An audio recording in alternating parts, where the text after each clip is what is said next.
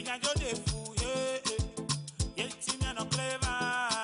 Asina na vivi on est toté, kaya me faire des cas sans étoté. On est toté, et si tu qui vivi, on est toté, coronavirus ale wata, muje si wa meno alogato. Iye batane se, enya ke jani yade, enya jo de fouye, yel timia no cleva.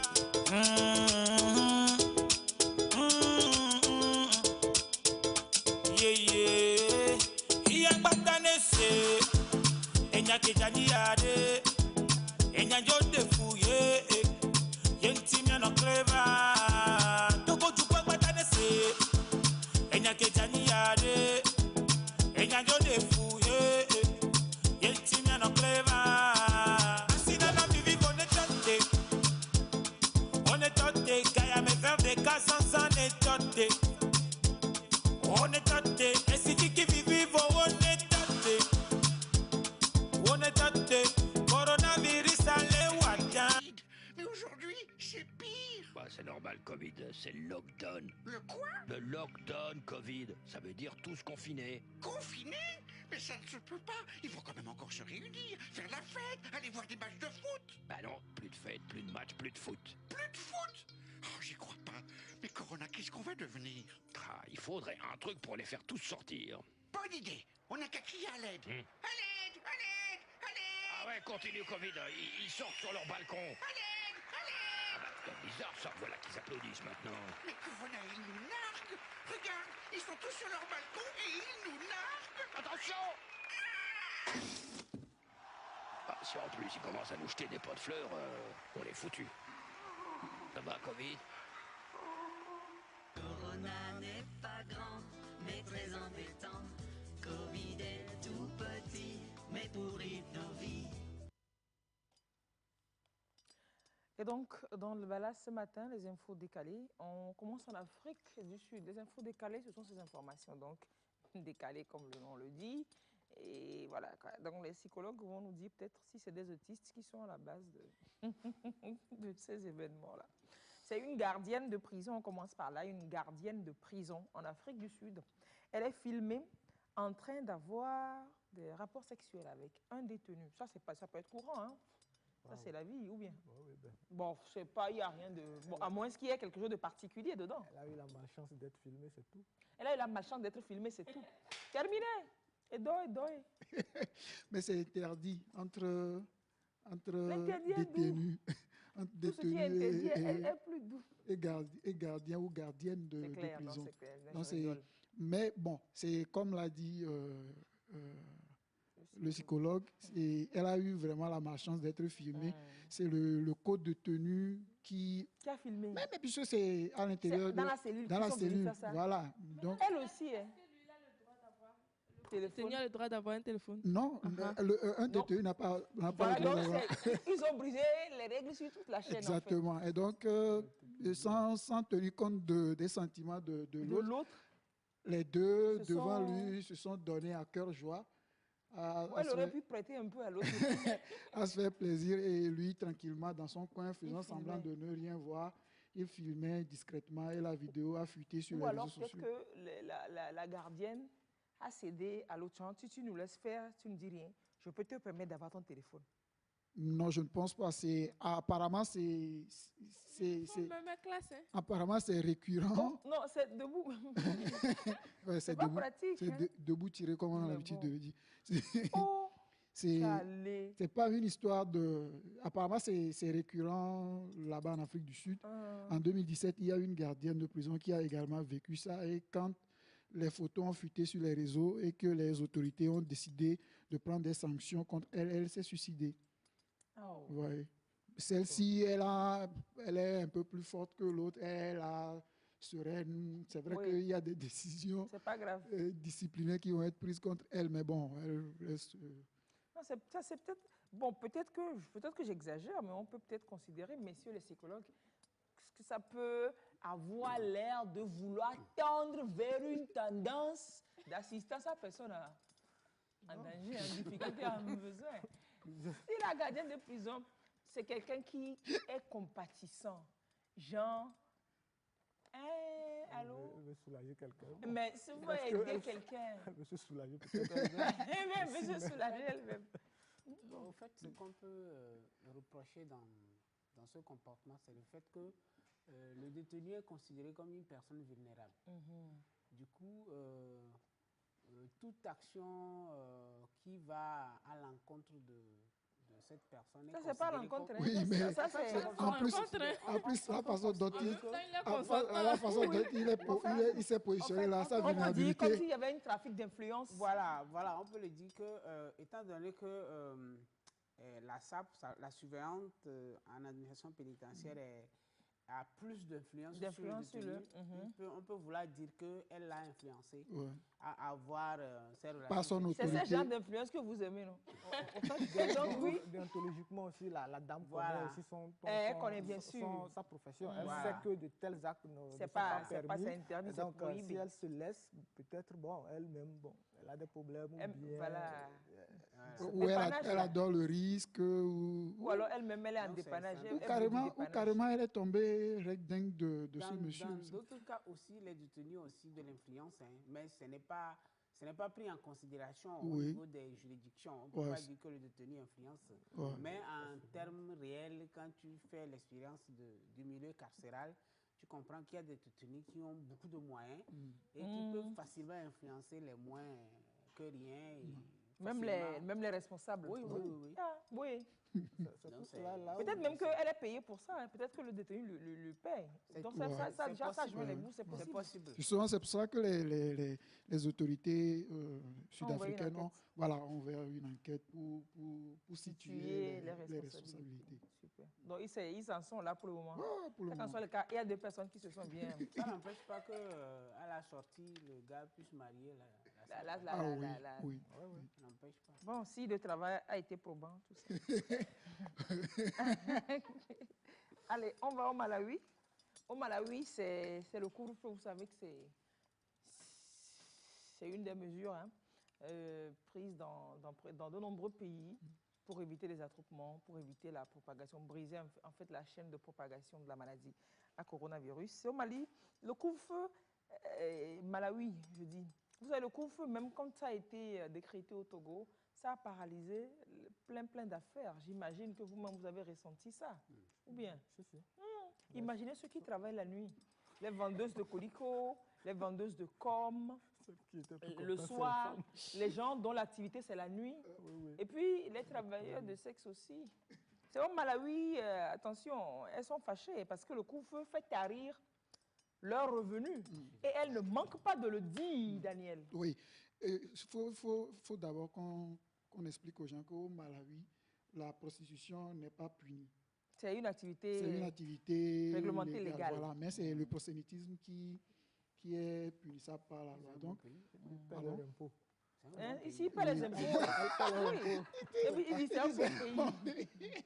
Ils ne sont pas hypocrites. Oui, c'est partout comme ça maintenant. C'est un bon pays. C'est légalisé. Voilà. C'est partout. Et donc, c'est une activité comme une autre. Donc, il y a des gens qui... Donc, sur ta carte d'identité, tu peux avoir... Je pense, puisqu'il y a, par exemple, il y a une dame qui pratique ça depuis 35 ans. Il y a des pays en Asie aussi. Et là, ils ont même un syndicat, et c'est le syndicat qui dit non à ce couvre-feu-là.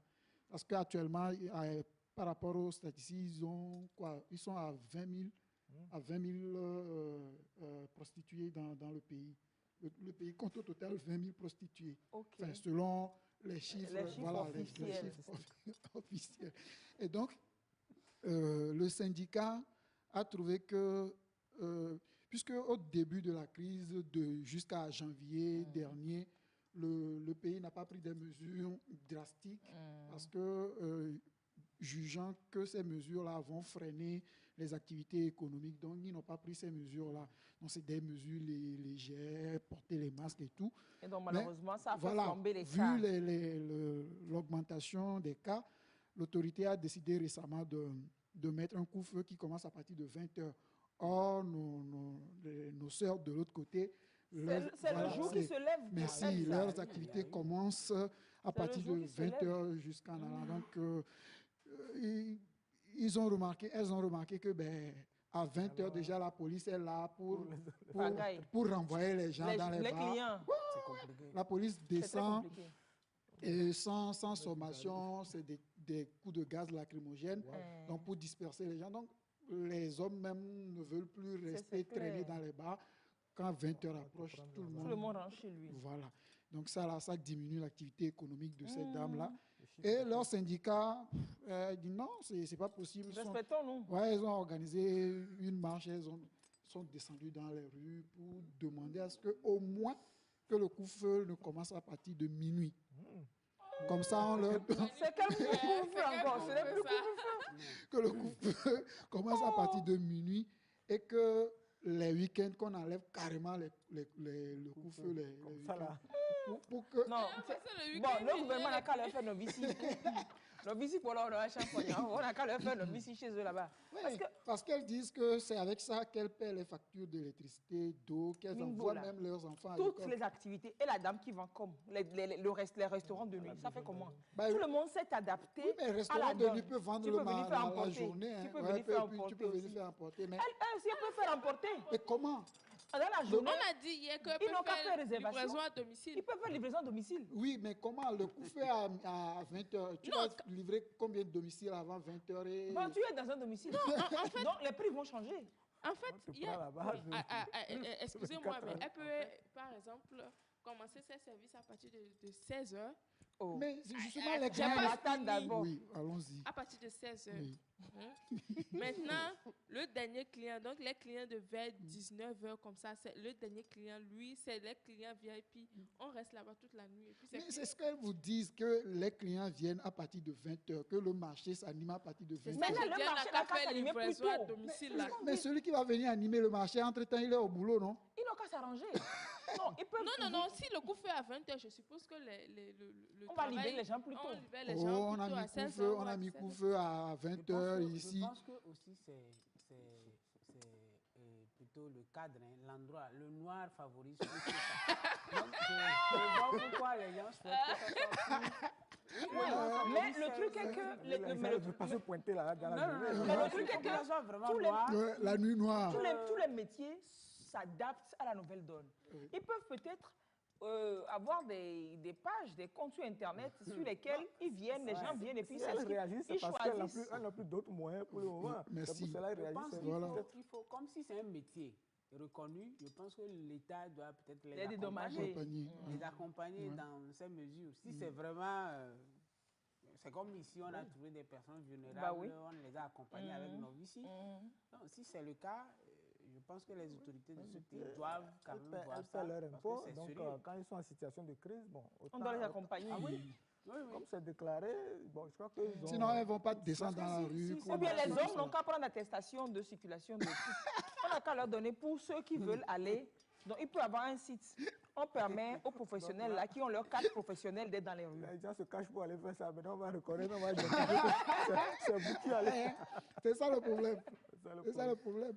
Bon, quel que soit le cas, on va continuer la réflexion avec vous, chères sœurs. C'est sœurs d'humanité, ce n'est pas sœurs de travail.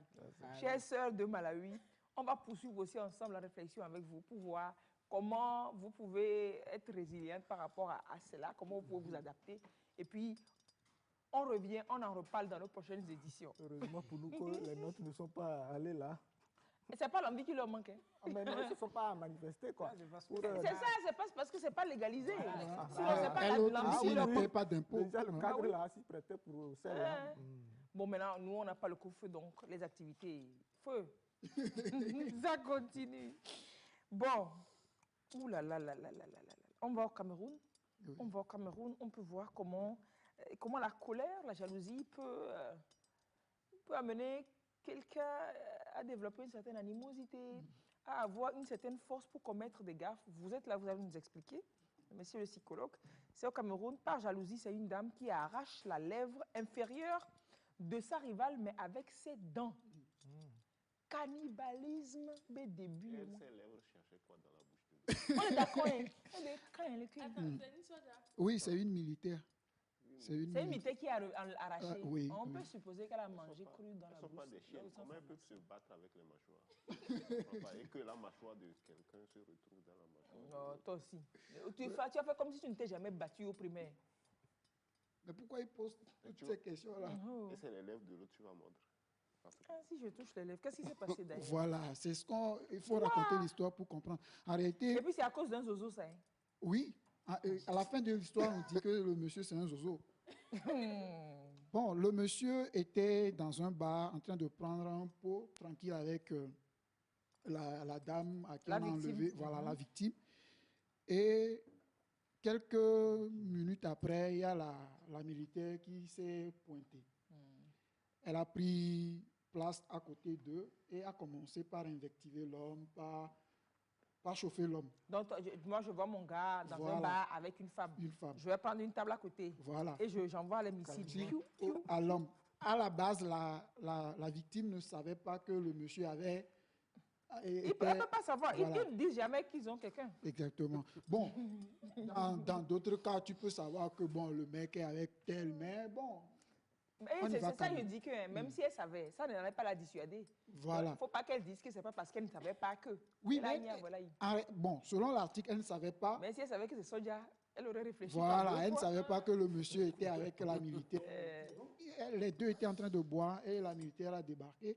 Elle a pris place et a commencé par chauffer son mari. Donc, vu ça, la jeune dame s'est levée tranquillement. Elle est partie. Elle est partie... s'asseoir dans un parc à côté, non loin du bar. 2 heures de temps après, elle voit une voiture passer, la voiture dans laquelle se trouve le monsieur avec la militaire. Et quand la militaire a vu la jeune fille dans le parc, elle a demandé au monsieur d'arrêter la voiture. Le monsieur s'est arrêté et elle a débarqué dans le parc pour régler les comptes à la jeune dame. Ils ont commencé par se battre. C'est là qu'elle a mis l'autre là à terre et directement, elle lui a mordu. Voilà, elle arraché enlevé la lèvre inférieure avec les dents. Elle n'a aucune raison même de faire ça. Parce que la jeune fille s'est levée calmement. Exactement, sans mot dire. Mais même si elle ne s'était pas levée, même si elle était restée assise avec le gars à la table, de quel droit? Abi, t'as dit que, pourquoi? Ça fait mal, hein? Et le zozo, même, il est là-bas comme ça. Elle était comme ça. Elle se tapait, le zozo était... Le zozo était où? Il regardait ça. Oui, était tranquillement... Fier que les femmes se battent pour lui. Était tranquillement resté... tranquille. Et ils se sont battus, d'autres sont venus les séparer. Elle a pris sa militaire, mis dans sa voiture, elles sont parties. Malheureusement pour la victime, elle se rend compte après la bagarre, arrivée à l'hôpital, après les soins et tout ça, on lui fait des analyses, on se rend compte qu'elle est enceinte du zozo. Donc, en fait, c'est une histoire... Les éléments n'étaient pas présents. Donc, il y a blocage, quoi. Il y a blocage. Elle est enceinte ou bien elle est enceinte du zozo? Bon, c'est 2 choses différentes. Elle est enceinte. C'est une chose. Elle est enceinte du zozo. Non, elle est enceinte du zozo, puisque c'est... elle dit que c'est... Elle a dit que c'est le zozo. Déjà qu'elle a dit là, c'est fini. Apparemment, c'est le seul mec avec qui elle traite. Et selon moi, quand j'ai analysé... Et quand le malheur te suit. Quand j'ai analysé le récit, je me rends compte que c'est une jeune fille qui ne cherche pas de problème. Voilà, sinon, moi, je suis avec une dame en train de boire tranquillement. Un monsieur débarque et commence par foutre la merde. Je vais pas me lever et partir, c'est pas possible. Même s'il y a un truc à faire, vous allez régler ça chez vous, pas dans la rue. C'est pas mon problème, en fait, c'est avec ton gars que tu règles le problème. C'est ça le problème que certaines femmes ont quand elles surprennent leur mari. Elles s'attaquent toujours à la femme, au lieu de demander des comptes au mari, en fait. Parce que souvent, c'est lui qui fait le pas envers l'autre. Oui, parce que la femme n'est pas... L'autre femme, on ne justifie pas, hein. Mais l'autre femme, a priori, ne sait pas forcément... Oui, et puis en même temps, même si c'est la femme qui vient vers le monsieur peut refuser. Voilà. Et dire que je suis mariée. Je suis mariée. tant que votre propriété n'a pas dit non et s'est laissé tenter, c'est que lui-même, il s'appelle tentation. Le principe, ce n'est pas de savoir si le monsieur a une femme ou pas. Hein. En fait, ça n'a pas de... En tout cas, moi, personnellement, je ne trouve pas ça. Quand tu agresses une personne, pour moi, c'est la faiblesse. C'est parce que tu n'es pas sûr de pouvoir garder ton homme que tu agresses quelqu'un qui est avec ton homme. En réalité, c'est ça. Si tu es sûr que, bon, même mon homme ne fera rien dehors, si tu... Cette assurance-là même. Oui, oui, l'assurance dont je parle ici. Cette assurance, on appelle ça consolation. Oui, en fait, ce que je voudrais dire, c'est que si tu sais que l'homme peut déconner dehors, mais si tu sais que cet homme-là, la façon dont je la connais bien, là, mon homme, il ne fera pas ça, tu n'as pas besoin d'agresser. C'est ça, je dis qu'il va faire. Donc, l'assurance-là, c'est pour te consoler toi-même. L'assurance-là, c'est pour te consoler toi-même. Oui. Non, il ne va pas, j'ai confiance. C'est pour ta santé, c'est pour ta propre santé psychologique et physique. Oui, mais... Et qu'il faut avoir cette assurance, d'accord, il faut l'avoir, c'est vrai. Maintenant, le problème actuellement, c'est qu'il a agressé un monsieur et le monsieur même n'est pas intervenu. Ça peut vouloir être une complicité. Ça peut être également une complicité. Ah, non, là, on ne dit pas la suite. Police, elle va porter bien plainte même. Normalement. La femme va être bien poursuivie, le monsieur à côté aussi proprement. Oh non, c'est... Normalement, les deux. Et son métier, normalement, ne devait pas lui permettre de... Normalement, c'est circonstances aggravantes. Les militaires devaient se canaliser et tout ça. Circonstances aggravantes. Tel que la situation est présentée, bon, on ne sait pas s'il y avait des antécédents. Est-ce que la dame soupçonnait déjà la fille ou bien est-ce que, bon, elle a, c'est ça, malgré... Si c'est arrivé jusqu'à la grossesse et que la dame est venue dans le bar, c'est que ça se savait depuis. C'est ça. Et peut-être même que la fille savait. Oh non, aucun droit d'agresser. Oui, non, l'agression, le fait là, on dit ce n'est pas bien. Maintenant, on parle de la démarche, comment la chose s'est passée. Elle vient surprendre son homme et une fille. Il n'y a pas de problème. La fille s'est levée, ils ont discuté.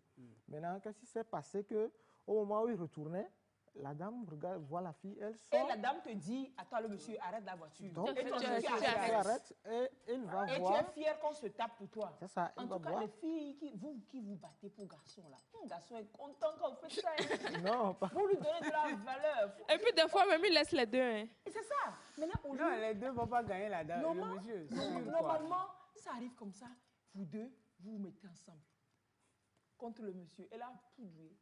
Non, à ce moment-là, la réflexion n'est pas comme ça. Oui, ça ne vient pas subitement comme ça. Mais qu'est-ce qui arrive? Qu'est-ce qui pousse? Comment ça arrive? Non, mais il y a d'autres personnes qui réagissent très calmement. Il y a une dame qui dit, j'ai lu une histoire une fois, il y a une dame qui dit qu'elle est venue trouver son mari avec une autre femme. Donc, elle a demandé de s'asseoir, ils vont prier. Prier pourquoi? Hein? Peut-être que les deux... Esprit. Il y a une autre qui dit qu'elle s'est couchée dans le lit avec eux. Waouh. Non, quand c'est comme ça, le monsieur ne peut pas dormir. Comment il va dormir? Il est neutralisé. Regardez, par exemple, dans la télé-réalité, ma famille, là, quand Delta a surpris son mari dans le lit avec sa meilleure amie, elle n'a pas réagi. C'est là que le monsieur est devenu fou. Il a demandé le divorce. Comment tu peux me surprendre dans le lit avec ta meilleure amie? Tu ne dis rien. C'est que tu programmes ma mort. Tu veux me tuer. La femme dit, je ne t'ai rien demandé. Tu devrais te fâcher. Tu devrais dire des choses, mais tu nous surprends. Tu ne dis rien. Non, là, c'est difficile d'avoir cette réaction, cette contenance, mais si tu arrives à la voir, voilà, et tu as gagné la guerre. Non, ce n'est pas tout le monde. C'est pas ça. tout le monde. En tout cas, moi, je ne sais pas si c'est les émotions. Je ne sais pas si moi, je pourrais arracher. C'est possible on peut parler, on peut faire la bouche ici que je ne ferai pas, mais en situation... C'est ça. Mais peut-être aussi parce qu'on ne se pose jamais la question de savoir, bon, je suis avec Lise, s'il m'arrive de la choper avec un mec, comment est-ce que je vais Tu peux même te poser la question et analyser, mais rien ne dit qu'en situation, tu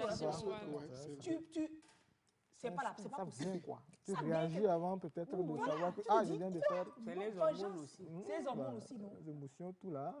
Il peut peut-être un concours de circonstances. Dans la journée, il y a eu tel truc, tel... Mais il y a quelque chose qui peut aider, c'est d'être préparé, hein, que cela peut arriver. Ou bien en pensant déjà que mon homme peut me tromper, ma femme peut me tromper. Comme elle déjà, disait, en pensant comme ça. Il faut pas avoir confiance, ça peut arriver. Donc, voilà, ça peut arriver. Cette façon de réfléchir fait que... apaise. Tu n'es pas surpris. Voilà. Le coup ne vient pas de bam. Quand tu te dis, mon homme, jamais, jamais. Donc, quand tu le vois, c'est-à-dire que tu es disjoncté. Ah oui. Et quand le courant revient, c'est pour faire du mal. C'est le choc. C'est le fait d'idéaliser son partenaire, de le mettre à un niveau très, très élevé en pensant qu'il ne pourra pas, il ne peut pas. Oui. C'est ça qui fait que quand on a l'événement, c'est un choc qui bouleverse tout. On réagit mal. Voilà. Il y a des personnes qui développent des troubles après aussi. Parce que, oui, non. Ah ben. Les neurones, ça fait les courts-circuits. C'est pas possible. Ça fait c'est fini. Cette dame dont la lèvre inférieure a été arrachée. Elle est traumatisée, la vie. Esthétiquement, même s'il y a une chirurgie après, elle aura... est traumatisée. Voilà, à chaque fois qu'elle va se mirer, là, mais vraiment, elle voit ça, là, ça revient, le reflet, donc elle ne va pas oublier du C'est vrai, là. sitôt. Hein. Non, c'est pas parce qu'on dit de penser à ça... Même quand elle aura envie d'embrasser quelqu'un, elle va réfléchir. Non, c'est pas parce qu'on dit de penser à ça... On ne dit pas d'être suspicieux et suspicieuse tout le temps que toi, tu fais ça, tu fais ça. Non, on ne dit pas ça. On dit intégrer dans vous-même. Voilà. Que quel que soit l'ange avec qui vous êtes, il peut. Les tentations en ce bas monde sont trop grandes. Il n'y a que Jésus qui a pu résister à Satan quand il l'a amené dans le désert, puis lui a dit de se prosterner pour qu'il lui donne tout. Il n'y a que Jésus qui a pu résister. Voilà, à part Jésus, c'est compliqué. Donc, tant que votre gars ou bien votre femme ne s'appelle pas Jésus ou bien Jésus, c'est que tout peut arriver. Tout peut arriver. Donc, préparez-vous, dites-vous que Jonah. Que ce soit aussi bien l'homme que la femme. Comme ça, quand ça arrive, vous avez le choc, bam. Et puis vous vous dites,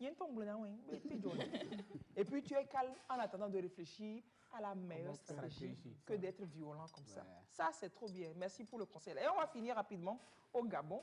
Macabre aussi, là-bas au Gabon. C'est un jeune homme de 20 ans. Il assassine son oncle. Après avoir prévu l'élimination de 3 membres de sa famille. Non, il a fait le programme, en fait. Oui, il a fait un programme. Ils sont 3. Oui, ils sont 3 après l'oncle et il devait s'attaquer à 2 autres. Okay.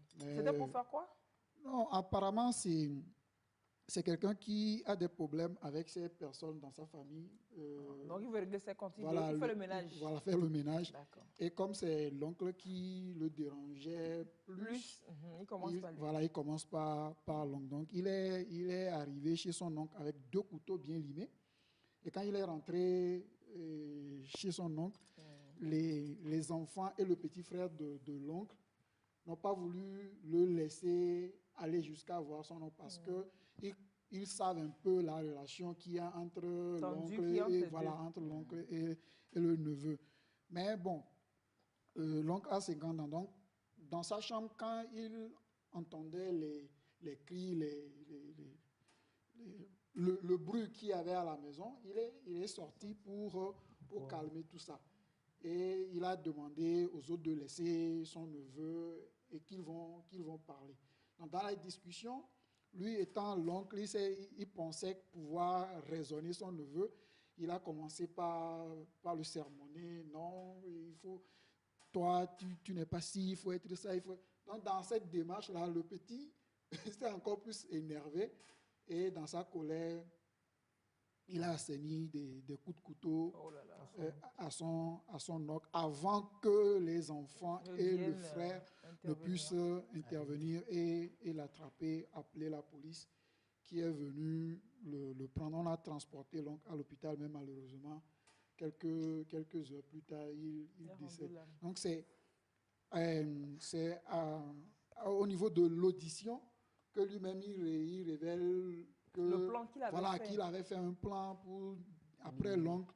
Il y a 2 autres membres de la famille qui devaient passer par les lames. Et directement, il a été déposé à la prison civile de Port-Gentil. On ne va plus discuter beaucoup, non. Il ne va pas très bien.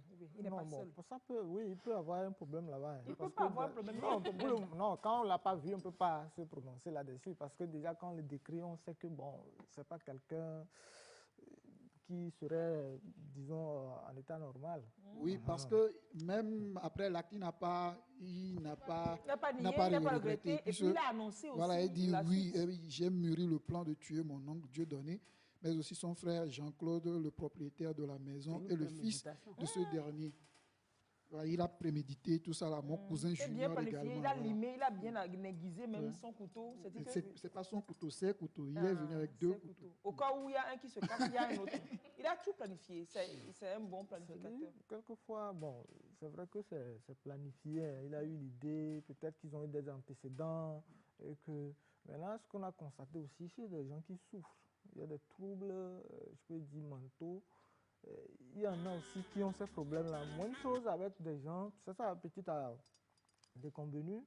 Vous allez voir que parce que la personne a même des problèmes internes. À l'intérieur, donc la personne amplifie l'événement. Et prendre un couteau, programmer, déjà, il y a quelque chose qui ne va pas là-bas. Ça, c'est sûr. Ça, c'est... En fait, ça peut être un début, ça peut être... C'est le début, ça? Oui, en fait, il peut y avoir déjà des signes d'alerte, des difficultés mentales qui sont là, mais que peut-être les gens minimisaient. Ça peut être même à la base de la tension qui existe entre lui et son oncle, que les gens n'ont pas vite repéré et l'envoyer vers des structures adaptées. Pour la prise en charge. Au-delà aussi, il faut vérifier si cette personne n'a pas... un problème de drogue, il ne consomme pas des stupéfiants, c'est pas faux. Voilà, des substances psychoactives qui peut-être l'ont plus aidé à aller vers l'acte, à poser l'acte. Parce que souvent, quand tu n'as pas toutes tes facultés, voilà, tu ne pourras pas quand même aller tuer quelqu'un aussi facilement comme ça. Sans trop savoir que c'est ma famille. En plus, c'est sa famille, c'est son oncle. Aller le tuer comme ça, c'est qu'il y a un problème à la base. Donc, il faut chercher à voir ce problème. Surtout, il doit avoir une expertise qui montrera clairement que cette personne souffre mentalement. Voilà. Certainement, parce que déjà, quand elle va commencer même pas à proférer des menaces, c'est pas tout le monde qui va te dire, je vais te tuer comme ça. Il a 20 ans. 20 ans. Vous voyez, donc cet âge-là aussi, bon... Souvent, s'il a commencé par consommer de la drogue à bas âge, à ce âge, c'est normal qu'il développe un trouble mental. Il peut être aussi, on le voit comme ça bien, mais peut-être c'est un parano. Voilà. Bon, il discute, il parle bien, mais bon, c'est quelqu'un qui fait une projection sur des gens et qu'il voit l'autre en tant que menace. Voilà. Et donc, il se sent pas en sécurité. Donc on peut avoir tout ça autour de nous dans nos familles. Oui, on vit avec tout ça tous les jours. Oui, nous sommes des mourants ambulants. Vraiment, hein? Parce que, ou bien peut-être que bon, c'est un traumatisme qui est arrivé, il a eu un choc en faisant peut-être, je sais pas, en ayant un problème avec son oncle, donc il a été traumatisé, ou bien il a eu un choc, donc ça commence déjà par là. Mais comment on repère tout ça? Donc, il y a plein de familles qui ont des problèmes comme ça intéresse les gens, ils ont commencé par voir le truc. Oui, lui-là, il peut... Dans le propos de la personne même, tu peux voir, je vais te tuer, tu vas te... Donc déjà... Donc quand ça te dit je vais te tuer, déjà, c'est pas gratuit, c'est pas comme si c'est... On sait que quand tu tues quelqu'un, c'est une menace contre... Même s'il ne dit pas je vais te tuer, mais je vais vous montrer, vous allez me connaître ici, de quoi je suis capable là. Déjà, c'est des signes qu'il ne faut pas quand même minimiser. Par exemple, c'est peut-être des fois on suppose que c'est pour faire la bouche, c'est pour faire son garçon. D'autres vont même dire je veux mettre fin à ma vie. Il peut le dire comme ça. Mais après, il ne va pas le faire à lui-même. Il projette ça, il fait à quelqu'un d'autre. Donc déjà, dans les propos, les comportements aussi. Par exemple, le retrait, la personne est tout le temps enfermée, il n'aime plus le groupe, il évite carrément les gens. Ce sont des signes qui devaient nous montrer que quelque chose ne va pas. Sinon, une personne normale doit être avec les autres, doit pouvoir partager les choses avec les autres. Ils peuvent s'embrouiller, mais après, on se réconcilie, ça continue, quoi. Mais quand la personne... Et puis aussi observer la propreté corporelle d'un individu. Quand ça commence par se salir, ou alors être trop propre, voilà, il faut, plus propre que d'habitude. Voilà, il faut, quand c'est à l'extrême, quand le comportement commence par être à l'extrême, il faut déjà commencer par se poser des questions. Pas chasser le couteau de la maison. Non, mais sérieusement, c'est chaud. Hein?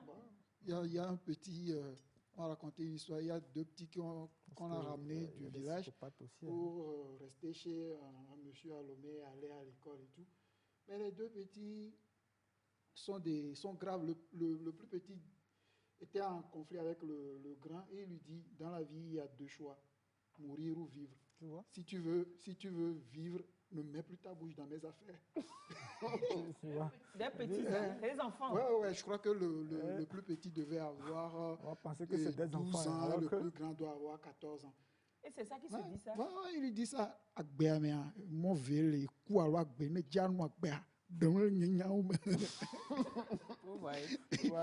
il lui dit ça.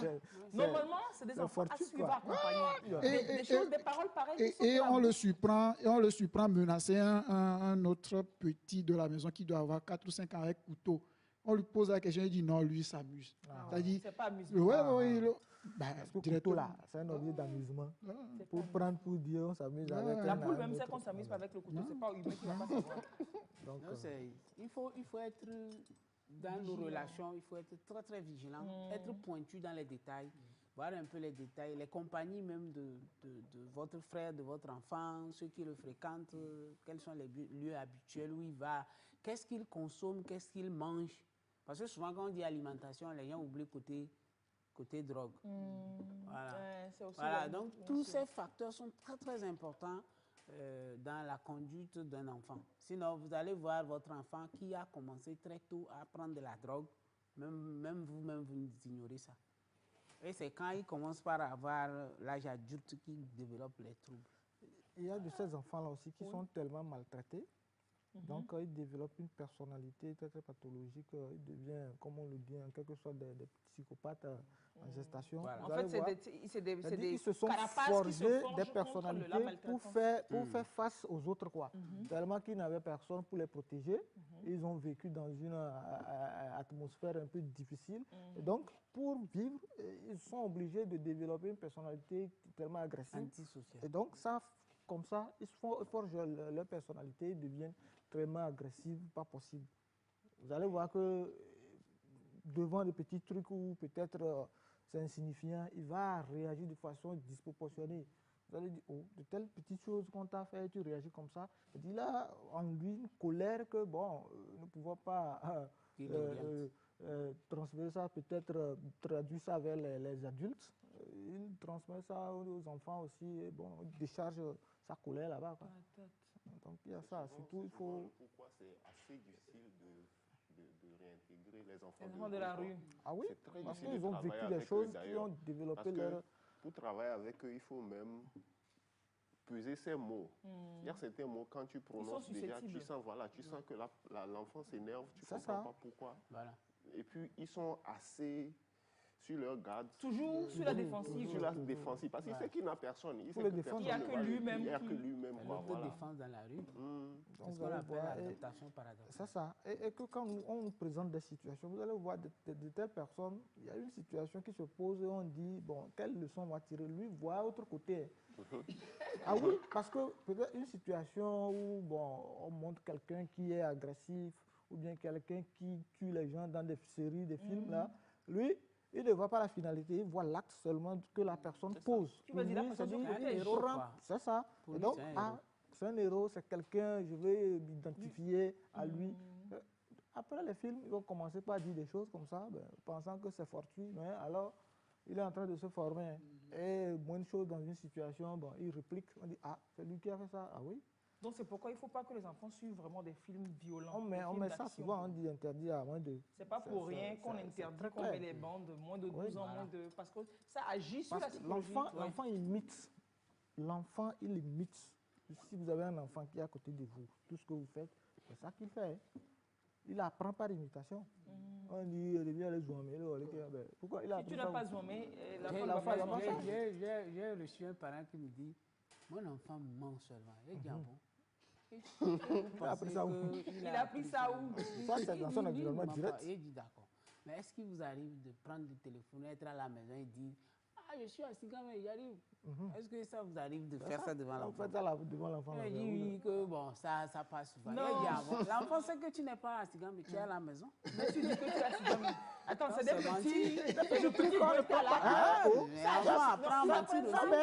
Il est à côté de toi. Toi, tu dis, je suis assis. Après, il réfléchit, il dit, ah bon, donc c'est possible de dire autre chose alors que c'est autre chose. C'est facile de mentir aux gens comme ça. Et quand l'enfant te ment après, toi, tu t'énerves pourquoi? Dis-moi pourquoi il a... C'est normal que l'enfant il y a certains qui sont plus curieux. Maman, tu mens. Papa, tu mens. Voilà, c'est un petit détail, quoi. C'est vrai que c'est des détails. Mais donc les enfants captent ça. Quand ils nous retournent ça. Regarde, tu as oublié, je disais à Lala, elle voulait prendre la clé de ma moto, je lui disais, je te fais tellement confiance. Elle a vite capté. Elle dit, oui, donc toi, tu veux dire, ouais, tu me fais. Non, mais j'ai dit, je te fais trop confiance. Donc, elle dit non. Ce que tu es en train de me dire, ça voudrait dire que tu me fais pas. Même sa maman était étonnée que la petite puisse capter ça rapidement comme ça. Souvent, on ment souvent au téléphone.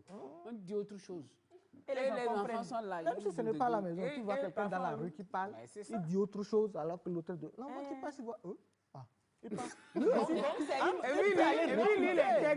L'environnement, tout ce qu'on vit là, ça interagit sur l'enfant. Il va dans une autre famille, même peut-être on le fait là-bas. Donc finalement, papa et les autres là sont les mêmes. Quoi. Donc c'est bon. Donc c'est bon. Donc c'est la norme ça, il se met dedans. Voilà. Et puis le jour là, je lui ai dit, mais il dit, ah bon, ça peut influencer un enfant. Il dit oui. Au téléphone, quand on prend le téléphone, on ne fait pas attention à tous ceux qui sont autour de nous. On parle seulement et puis les enfants captent. Donc, il faut faire extrêmement attention par rapport à ça. Bon, je suis à la télé actuellement. Je suis en direct à la télé. Actuellement, je suis en direct. D'accord, je suis en direct. Non, sérieusement. Oui. Bon, on va souffler, on va revenir, continuer par parler de personnalité comme ça. C'est pour ça que vous êtes là ce dimanche, pour nous parler d'autisme. Peut-être qu'on sait, on connaît les manifestations, mais on ne sait pas que c'est ce qu'on appelle ça. On va en parler tout de suite. Firmin, une toute petite pause de quelques petites secondes et puis on revient juste derrière parler d'autisme. Covid, qu'est-ce qui t'arrive? T'as l'air tout triste. Je sais pas, je suis retombé sur de vieilles photos, ça m'a fait tout bizarre. Regarde, ça c'est dans un restaurant juste avant le confinement. Ah oui, je me souviens. Il y avait du monde ce soir-là. Hein? La Chine. Oh, la Chine. Quand même, on en a fait du chemin. Hein? Quelle belle pandémie. Mais celle-là, je préfère pas la regarder. C'est la personne qui me manque le plus. Oh, t'avais une petite amie? Non, mais c'est tout comme. On était très très liés. Ben vas-y alors, montre-la-moi. C'est qui? Mon pangolin. Il était si gentil. Ah ben, mais qu'est-ce qu'il fait dans une soupe? Ils me l'ont bouffé, Corona. Non. Si. Oh ben, pas de chance. Mais bon, moi je dis merci, pangolin. Je veux retourner sur mon pangolin. Non. Si. Oh ben alors, on est foutu. Corona n'est pas grand, mais très embêtant. Covid est tout petit, mais pourrit nos vies. Ah, c'est vrai, c'est vrai. Et Léonore nous parlait rapidement de cet artiste américain, là, R. Kelly, que c'est pareil, hein, qu'il a subi des traumatismes quand il était enfant. Et il reprend, c'est ça exactement, hein? Oui, c'est là, mais bon, c'est une histoire assez... loufoque.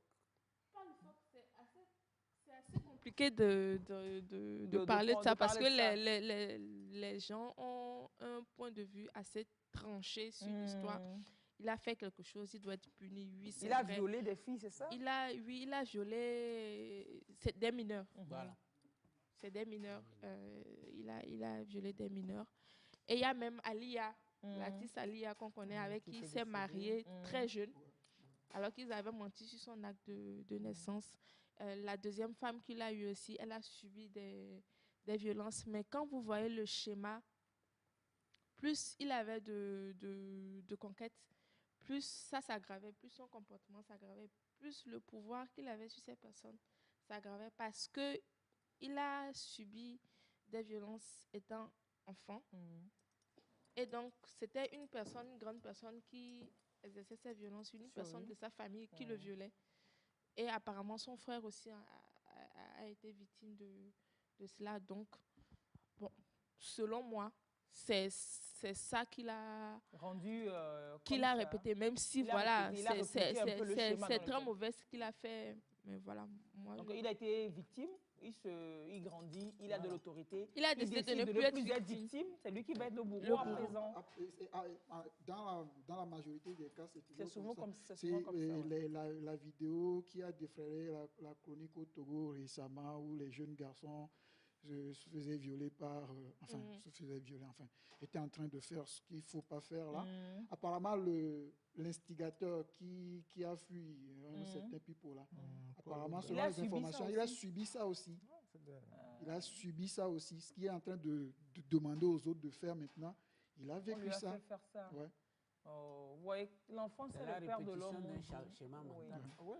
Oui, c'est des choses qui sont transmises, on dit transmission intergénérationnelle. C'est-à-dire, quelqu'un fait quelque chose parce qu'il a déjà subi ça. Et donc, dans son inconscient, bien bon, il a déjà refoulé à un moment donné, mais quand les opportunités se présentent, que bon, il peut, et là, il extériorise. Vous allez voir que peut-être ça a été difficile pour lui, mais un traumatisme qu'il n'a pas dépassé. Il a développé peut-être une résilience en lui pour faire face. Maintenant, à un moment donné, si la personne même consciente arrive à analyser, prend le dessus, peut dire non, ce n'est pas bien. Donc, je fais un travail sur moi. Faire le travail, ça allait demander de l'aide. C'est dans un minimum de cas. Oui, c'est d'aller demander de l'aide, en parler, pour que tu sois aidé, qu'on t'accompagne. Mais garder, faire un travail peut-être personnel et arriver à faire face, à évoluer. À un moment donné, tu retournes. C'est justement pour ça, il est très capital de ne pas... Parce que souvent, je remarque que quand les enfants sont violés, c'est plus le violeur qu'on met en prison et puis voilà... On laisse l'enfant, on ne l'accompagne pas. Il n'y a pas un travail qui est effectivement fait sur cet enfant-là. Voilà. Donc on l'oublie carrément, on dit, bon, il est allé en consultation médicale, les trucs sont, bon, la prise en charge et puis c'est fini. Maintenant, à long terme, on ne fait pas un suivi. Donc c'est sûr qu'après, cet enfant puisse répéter ce qui s'est passé. Voilà, c'est fort pour ne plus subir ça. C'est lui qui fait subir ça aux autres. Pour être sûr qu'il ne va pas subir ça, exactement. en fait. Je pensais qu'il était dans une position de faiblesse. Maintenant que, bon, je suis grand, moi aussi, bon, je peux dominer les gens. C'est pas ça seulement. Et puis tout ça, là, vous savez qui organise ça? C'est l'homme qui organise ça. C'est-à-dire, H, Agbeto, c'est l'homme qui organise ça. C'est pas la peine, quoi. Nous sommes complexes. C'est pas possible. Allez, cet autisme dont je parlais depuis hier, c'est qui les autistes? Vous qui êtes... spécialiste en troubles du spectre autistique. Qui est-ce qu'on appelle autiste? Un autiste, c'est une personne comme tous les autres. Il peut y avoir des autistes parmi nous ici. Parce que les autistes n'ont pas... aussi. Non, les autistes n'ont pas de particularité physique où on peut les identifier par le visage ou autre. Non. Mais on les identifie par leur façon de faire, leur comportement. Le diagnostic est plus clinique, c'est-à-dire observable. C'est ce qui se fait. Donc, c'est des personnes qui ont des difficultés à se comporter comme nous. Et nous, on les trouve comme des gens, entre guillemets, idiots. Certains le disent. Nous, on les suppose qu'ils sont des idiots parce qu'ils ne répondent pas comme nous, on le fait. Et c'est ça. Donc, c'est des enfants qui ont des difficultés sur le plan de la communication. Un enfant autiste peut ne pas avoir le langage, mais il écoute tout. Mais il ne parle pas. Mais il ne parle pas. Comment ils communiquent? Voilà. Donc, ils ont leur propre langage à eux. Un enfant autiste peut commencer par parler, vous n'allez rien écouter dans ce qu'il dit. Mais il parle. Mais il parle pour quand lui, même. Il passe un message. Voilà. Et ça, c'est un. Il y a certains qui n'ont pas le langage carrément. Ils ont peut-être nous appelons des gribouillis. C'est des cris sous forme d'oiseaux que la personne peut avoir. Ils émettent des sons. Voilà, ils émettent des sons. Il y a ça. Il y a d'autres qui, sur le plan comportemental, on les voit, ils ont ce comportement à caractère rituel. C'est-à-dire, ils font les choses de façon répétée et ils aiment le faire. Tu vas voir un enfant qui, par exemple, passe sa journée à balancer la tête, à faire ça. Et il passe tout le temps à le faire. Comme ça, balancer la tête? Oui. Il peut passer son temps à sautiller et tout le temps, c'est ce qu'il fait. Il souffre toute la journée, on ne peut pas le maîtriser. C'est-à-dire, c'est des comportements qui sont répétés. C'est pas, on parle de rituels, c'est sous forme de rituels. C'est des enfants sous d'autres cieux qui ont des problèmes d'imagination. Je donne un exemple. Vous avez un enfant autiste qui veut par exemple traverser le feu rouge. Quand le feu rouge, quand on a le rouge, ça veut dire stop. C'est ça, non? Vous et moi, si par exemple je vois piéton, c'est-à-dire c'est rouge, je m'arrête. Le rouge, ça veut dire que je dois m'arrêter. Pour l'enfant autiste, vous et moi, nous allons nous arrêter en fonction de là où on se trouve sur la chaussée. Si on est au bon milieu, ça veut dire qu'on va courir pour traverser. Mais un enfant autiste, qu'il soit au beau milieu, il va s'arrêter au beau milieu. Parce que pour lui, il a vu le rouge. Il s'arrête là. C'est là où les gens pensent qu'ils sont des idiots. Mais lui, c'est sa communication, c'est ce qu'il voit. Donc ça veut dire stop. Ça, peu importe là où il se trouve. Voilà. Donc c'est la compréhension sociale des choses est difficile chez eux. Et c'est ça qui crée la rigidité dans le comportement chez eux. Vous voyez? Donc c'est des gens comme nous, mais nous on ne les comprend pas. Quand ils se comportent comme ça, on se dit mais lui ça ne va pas. Mais plutôt c'est vous qui ne le comprenez pas. Alors, nous, au fait, vous parlez d'enfants. Est-ce qu'on peut garder ça jusqu'à l'âge adulte? On grandit avec. L'autisme est irréversible. Si ça s'installe, quand tu nais autiste, tu nais autiste. Ce n'est pas une maladie, c'est un trouble. On naît comme ça, on évolue. Mais comment tu évolues? Ça doit être dépendant. Ils vont être dépendants, non? C'est un handicap. C'est pour ça qu'on dit c'est un handicap. Oui, voilà. C'est pour cela qu'il faut une prise en charge à bas âge pour réduire ces comportements. Attendez, donc comment est-ce que j'ai un enfant, comment je sais? Déjà bébé, comment je sais qu'il est autiste? Il doit avoir quel âge déjà? Non, mais déjà on commence à partir de moins de 2 ans. Déjà pour déjà non, bébé, commencer, je ne peux pas savoir. Non, bébé, il va trop. Mais bébé, on peut voir certains gestes. Parce que quoi, le sourire même. Un enfant à qui vous faites le sourire, il ne répond pas, il est indifférent, une indifférence affective ou émotionnelle. Déjà, ça peut commencer par vous dire beaucoup de choses. Vous le sollicitez, il ne réagit pas. Vous lui parlez, vous l'appelez par son nom. Bon, il ne réagit pas, il fait comme bon, il n'entend pas. Déjà, c'est des indices qui peuvent vous alerter. Je donne un exemple pour étayer. À 2 semaines, voire 1 mois, un enfant doit pouvoir faire le grand sourire. De 2 semaines à 1 mois, un enfant doit pouvoir faire du grand sourire. Donc, vous avez votre enfant, vous le regardez, vous souriez, l'enfant ne sourit pas. Quand vous regardez l'enfant dans les yeux, vous fixez les regards sur l'enfant, l'enfant détourne les yeux. Il ne veut pas vous voir dans les yeux. Parce que vous lui renvoyez beaucoup de signaux que lui n'arrive pas à traiter. Décoder, quoi. En fait, c'est ça. Nous envoyons tellement d'informations aux enfants autistes qu'ils n'arrivent pas à décoder tout ça. Donc, il préfère couper la chaîne. Voilà, il évite carrément. Vous voyez? Un enfant, quand vous prenez votre main, vous faites ça, il doit pouvoir faire l'orientation de la main. Mais un enfant qui ne fait pas ça, c'est qu'il y a un problème. Vous voulez tenir votre enfant. L'enfant anticipe. Quand vous mettez même la main là, il envoie. C'est des réflexes. Un enfant autiste ne fait pas ça. Vous envoyez la main, elle est là. Il ne réagit pas au stimulus, quoi. Tant qu'on le cherche. Ouais. Maintenant, quand il commence pas à grandir, peut-être s'il a les langages, vous allez voir s'il s'appelle par exemple Kofi, Kodjo, vous dites Kofi, il entend. Mais il ne tourne pas la tête pour vous regarder. Ça ne lui dit rien. Il ne vous regarde même pas. Voilà. Ou soit, si lui-même il veut boire par exemple, c'est des enfants qui parlent à la 3e personne. Il va dire Kofi veut boire. Alors que c'est lui-même qui est Kofi. Kofi le jeu. Ouais. Kofi même. Il ne va pas dire je veux boire. Kofi donne aussi. Voilà. Donc, s'il s'appelle Kofi, il va dire Kofi veut boire. Mais si tu tournes, c'est lui-même Kofi. Ah, c'est lui Kofi. Voilà. Il n'y a pas autre Kofi. Par exemple, dans la communication avec un enfant autiste, si vous venez, vous parlez de façon non claire. C'est-à-dire, par exemple, je viens et je dis, est-ce que je peux avoir un verre d'eau? Ça suppose quoi entre je veux un verre d'eau. Ça dit, je veux un verre d'eau. Mais si vous posez la question comme ça à un enfant autiste, il va vous dire oui, vous pouvez l'avoir, mais il ne va pas vous Tu as dit quelque chose, il attend. Vous dites, donnez-moi un verre d'eau. Donc, c'est la communication qui crée problème chez eux. Vous devez être plus concis, précis dans ce que vous voulez. Mais si vous venez dire des trucs de façon pour qu'il comprenne, lui-même. Il ne faut pas le fatiguer. Décoder, non. Vous êtes là, vous dites, est-ce que je peux avoir un verre d'eau? Oui, vous pouvez l'avoir. Il vous attend. Il répond, non? À la phrase, à votre demande, oui, vous pouvez l'avoir. Ouais. Il est là. Donc, dites clairement, donnez-moi un verre d'eau.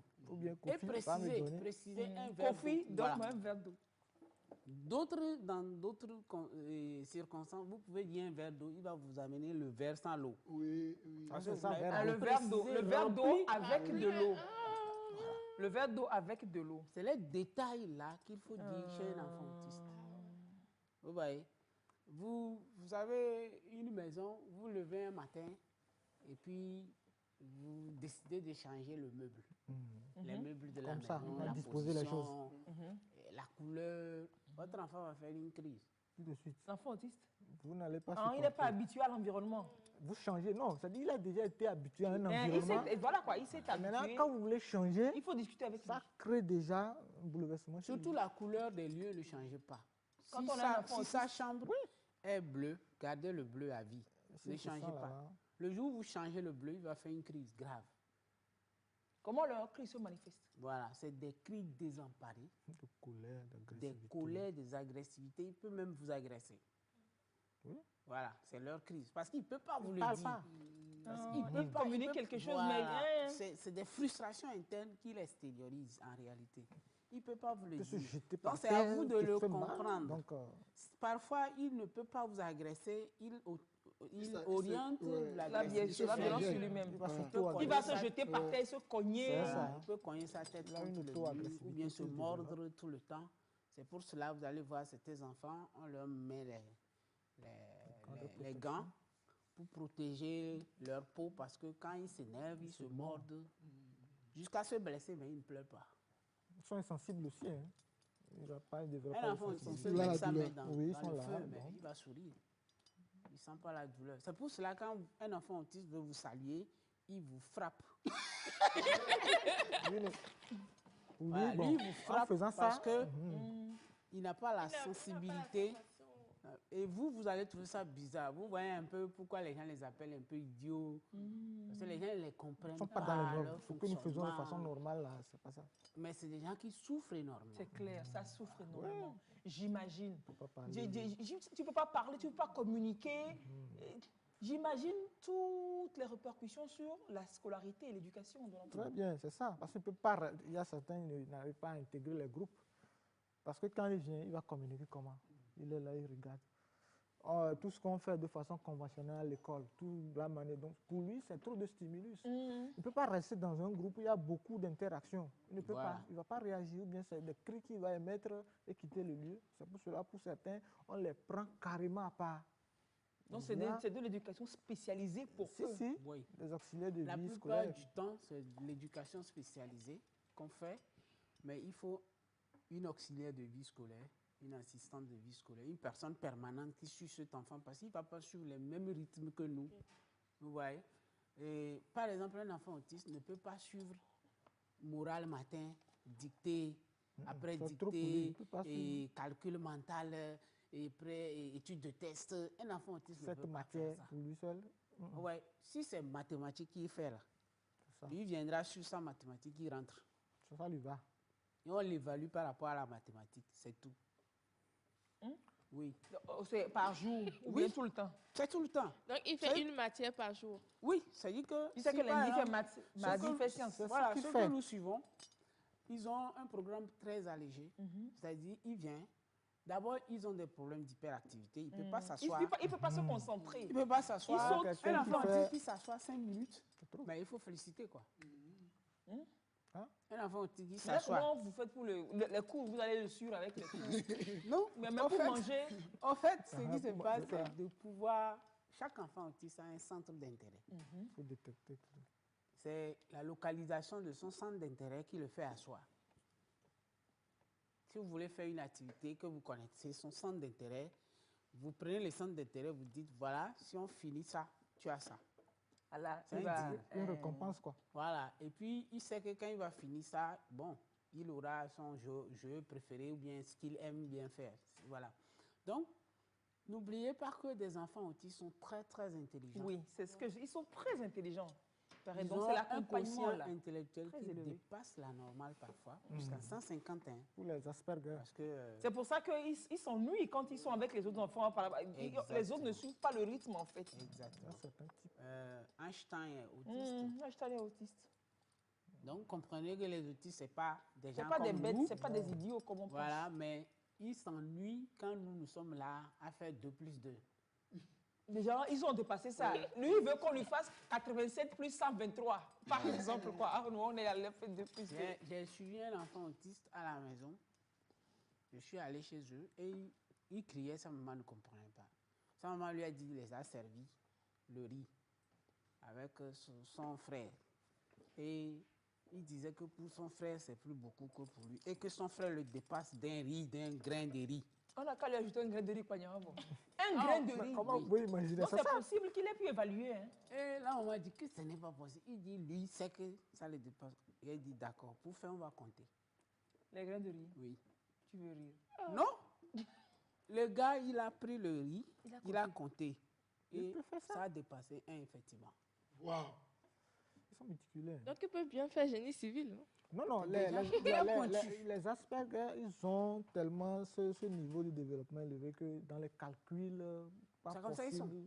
Ils te donnent des chiffres, ils te sortent, ils font des calculs que tu ne peux même pas imaginer. Parce qu'ils sont sollicités dans des grandes institutions où il faut tellement de précision. Ils sont là. Ils sont dans les détails. Il y a un que nous avons reçu il y a de cela quelques années. On l'a accompagné. Qu'est-ce qu'il fait? Il vous demande votre date de naissance. Il vous dira le jour. Je vous le dis, je donne une date de naissance comme ça. Je donne une date même sur le calendrier que je vois. Je lui dis, dis-moi. Il lui dit, c'est quel jour? Par exemple, vous dites 12 décembre 2010. Il te regarde comme ça et te dit oui. Il te dit. Je ne sais pas comment, je lui demande comment tu fais, je ne sais pas. Je ne sais pas. Il te dit. Mais ça, pour arriver à faire ça, c'est que ça a été suivi quand même et que il y a eu de l'instruction ou bien naturellement. Non. En fait, il y a certains qui sont nés où ils n'ont pas besoin d'éducation. Ah, ils ont déjà le bac avant de venir au monde. C'est-à-dire, vous prenez un autiste que je connais bien, vous lui donnez une note de Mozart, on ne l'a pas appris à jouer le piano. Mais lui, il joue. Il joue le piano. Ça dit que c'est expert, quoi. Oui, j'ai déjà vu un documentaire comme ça. Il y a une dame, elle a, je pense, 2 ou 3 enfants. Elle est autiste. Ses enfants aussi sont autistes. Ils ne sortent pas de la maison. Voilà. Et la dame, elle a, je crois, 5 ou 6 masters déjà. Elle dit qu'elle s'ennuie à apprendre. Bon, elle s'inscrit en ligne. Elle a des masters, elle a des doctorats. Mais bon, elle ne sort pas de la maison, quoi. C'est tout. Elle sort pour aller faire ses courses. Mais comment elle a fait pour rencontrer son homme jusqu'à avoir 3 enfants? Déjà, elle ne vit plus avec l'homme, elle est qu'avec ses enfants. En fait, c'est les difficultés interrelationnelles qui font que c'est des gens qui ont des problèmes au foyer. Ça ne concerne pas les relations. Parce qu'on ne les comprend pas. Il va poser des actes, tu ne vas pas comprendre. Tu ne peux pas. Ils sont loin, en fait. Oui, au fait, un enfant autiste qui est dans votre maison, supposons que je rentre aujourd'hui dans une maison où il y a un enfant autiste, la personne va crier. Il va commencer par crier parce qu'il ne me connaît pas. C'est un nouveau visage. L'enfant va crier. Ah oui. Donc, pour que vous ayez... Voilà, c'est un changement. C'est un truc qui vient. Il peut pas aller dans les fêtes de famille. Non. Comme ça, peut pas aller dans les fêtes, par exemple. Il ne va pas à l'église, normalement. Il ne va pas à l'église. C'est les enfants, tu vois, peut-être qu'ils ne restent pas sur place quand on va à l'église. Et nous, les fidèles, vous êtes là, peut-être à vous fâcher, alors que c'est une douleur pour un parent qui supporte ça. C'est comme ça. Vous prenez, par exemple, si vous avez un enfant autiste, vous aurez des invités, vous prenez la photo des invités. Vous lui montrez. Vous lui montrez déjà que telle personne serait là dans la semaine. Et lui commence par intégrer. Et c'est des gens qui ont une mémoire visuelle très, très, très forte. Ils captent les choses sous forme d'images. Ils envoient au cerveau à long terme. C'est enregistré. Un enfant autiste peut arriver ici, il va vous compter les feuilles là. Il est assis, mais il a déjà compté tout ça. Une précision. Et il est là. Le jour où il vient, il n'y a pas une feuille, il va vous dire que... Quand le jour ça disparaît, là, il vient là. Voilà. Il va vous dire qu'il y a quelque chose qui manque ici. Mais c'est des génies, extraordinaire. Mais c'est des génies incompris. Oui. Mais il faut forcément quand même de l'accompagnement pour que ce génie soit exprimé, que ça serve à quelque chose ou bien. Exactement, c'est des personnes assez spéciales, fantastiques. Moi, c'est un monde où, quand je vis avec eux, c'est un monde extraordinaire. Ouais. C'est des gens qui ont des choses pas possibles, que vous ne pouvez pas imaginer que l'être peut aller à ce niveau d'intelligence. Ils sont très, très pointus. Vous venez, dites à un enfant autiste, vous êtes assis, parfois il me pose des questions, il dit, vous avez combien de boutons sur votre habit?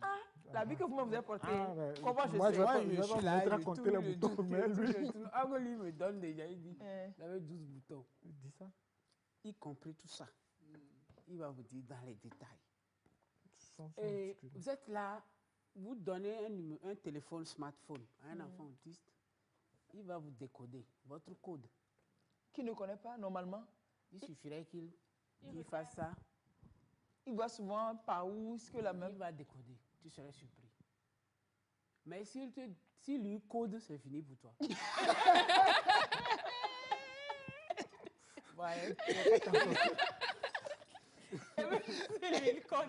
Ah oui? Il faut aller coucou les enfants me décoder ça. Il y a un comme ça qui fatigue sa maman à la maison. Il code le téléphone de sa maman tout le temps. Et sa maman est tout le temps en difficulté à décoder. Donc, j'imagine quand même, c'est quand même pas léger, hein? Oui. Non, c'est pas facile. Pour les familles d'avoir des enfants comme ça. Oui, c'est un handicap parce que tu es obligé d'être derrière l'enfant tout le temps pour pouvoir... Pour qu'il ne se blesse pas. C'est ça, il y a ça aussi. Parce qu'il va se blesser lui-même, il ne sent pas. Oh. Donc, il faut être tout le temps derrière, l'accompagner et faire un aménagement surtout, comme on le dit, il faut aménager surtout son espace. Parce qu'il faut que les choses soient bien disposées, il faut que, même la lumière, ils ont ce problème avec la lumière aussi. Quand il y a trop de stimulus, ils n'arrivent pas à s'adapter. La lumière est tamisée. Ah, vous allez voir. Le bruit. Un bruit peut-être anodin qui, peut-être nous, on peut dire ça ne fait pas peur. Lui, il va réagir de façon rationnelle devant ce bruit-là. Vous n'allez pas comprendre. Donc, il y a certains détails qui nous... ils sont très très pointus là-dessus, alors que nous, bon, on ne voit pas, on dit que c'est normal. Est-ce que sous nos cieux, il y a quand même assez d'écoles spécialisées, assez d'auxiliaires de vie pour accompagner les familles qui ont des enfants comme ça, pour qu'ils réussissent?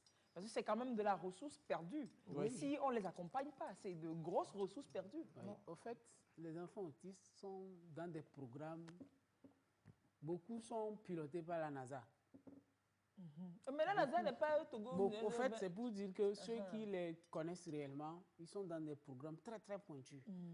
Et parce que c'est des gens qui n'ont pas une vie de famille normalement, qui peuvent se concentrer sur des choses pour des durées assez longues. Oui. Voilà. Ici, chez nous, nous n'avons pas de centre spécialisé. On n'a pas de NASA. On n'a même pas un centre spécialisé pour enfants. Déjà autistes. Pour enfants en difficulté. Il n'y en a pas. Oh. Mais il y a plein d'enfants autistes au Togo. Il y en a beaucoup. Beaucoup trimballent dans les rues. Nous, on considère ça comme c'est des enfants, des fous, entre guillemets, des enfants qui ont des problèmes mentaux. Alors qu'en réalité, c'est des autistes. Et, je vais vous donner un exemple d'un autiste. Cet autiste, je l'ai croisé. Ce qu'il fait d'extraordinaire, c'est jouer au tam-tam. Et nos tam-tam traditionnels. Le gars, quand vous jouez, il vous donne la signification de ce qui est joué. Comment il donne la signification? Moi, je joue, lui, il va donner quelle signification? Oui, c'est-à-dire, dans nos cultures... Les tam-tam parlent en réalité. Personne ne l'a appris. Mais quand on joue ça, lui vous dit ce que c'est. Ce que ce tam-tam voudra dire. Le son, il décode. Si c'est un malheur, il vous dira. Si c'est un bonheur, il vous dira. Il est rencontré dans un village un peu lointain. Mais c'est sûr que c'est quelqu'un sans accompagnement. Voilà, il est laissé à lui-même. Il est dans la rue. Mais quand vous le voyez, il a un talent fort en dessin. Oui. Vous êtes là en face de lui, il vous caricature. Combien de est autisme? C'est pour ça que c'est ça quoi. Je me suis retourné vers dans tout ce qui est art, en fait. Il est très calé. Je dois quand même préciser à nos téléspectateurs que c'est pas comme si l'on se moquait. C'est un sujet très grave, c'est vrai, mais qu'on traite comme ça, on comprend. Mais on ne traite pas avec légèreté, mais bon, c'est la vie, quoi. Ce n'est nullement et aucunement de la moquerie. ne le prenez. Ça vient de me venir à l'esprit qu'on en rit, mais bon, c'est pas qu'on en rit, on ne s'en moque pas. Oui, c'est justement pour ça que les gens l'appellent les automates. C'est comme, c'est des personnes objets, quoi. Ils font des choses que la normale ne fait pas, que le commun ne fait pas. Parce qu'ils sont plus élevés que nous. Mais c'est ça, en fait, c'est ça, en fait, ce qu'il faut comprendre. Ils sont très, très, très loin de nous. Ils sont spécialisés. C'est-à-dire, quand il fait quelque chose, un autiste peut te chanter sa chanson préférée 1000 fois même, sans que... Mais moi, ça va me saouler. Moi, ça va me fatiguer. Oui, il ne se rend pas compte. Donc, tu es dans la famille, si je suis son parent, je suis obligé d'écouter ça. Ben, pour tu ne peux pas, tu peux pas rester peut-être sur tout ce temps-là, il va répéter la même chose parce que c'est ça qu'il aime, c'est ça qui...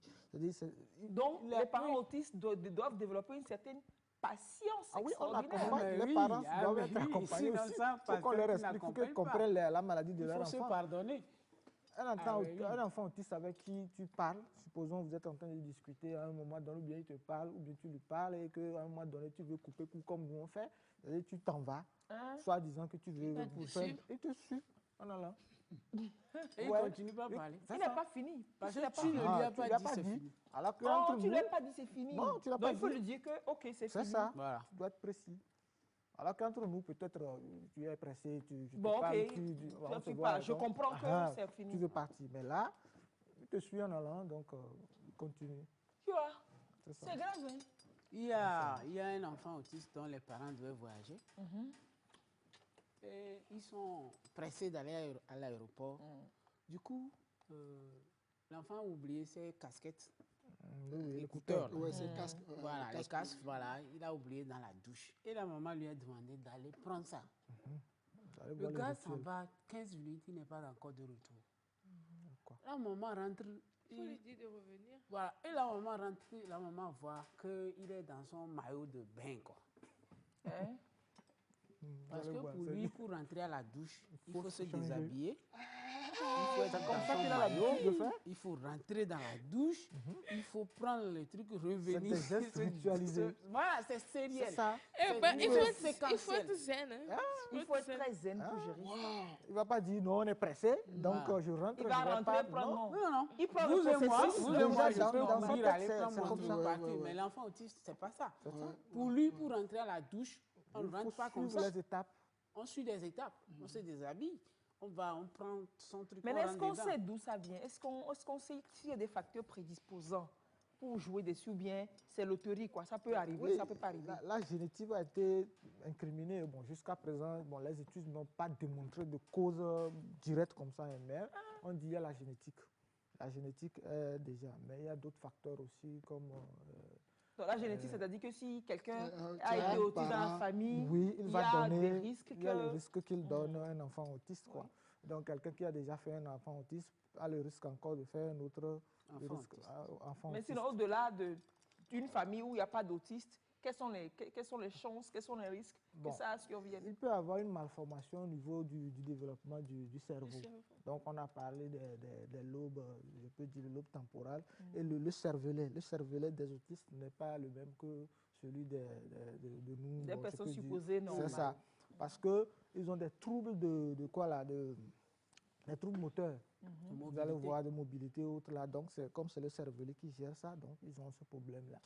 Il y a les causes qu'on peut dire qui sont liées à la prénatalité, la périnatalité, le post-natalité. C'est-à-dire qu'au cours de la grossesse, avant la grossesse même, il y a l'âge. Il y a l'âge des parents. On suppose, bon, c'est dit, mais il faut prendre aussi avec des pincettes parce que les études n'ont pas été précises sur ça.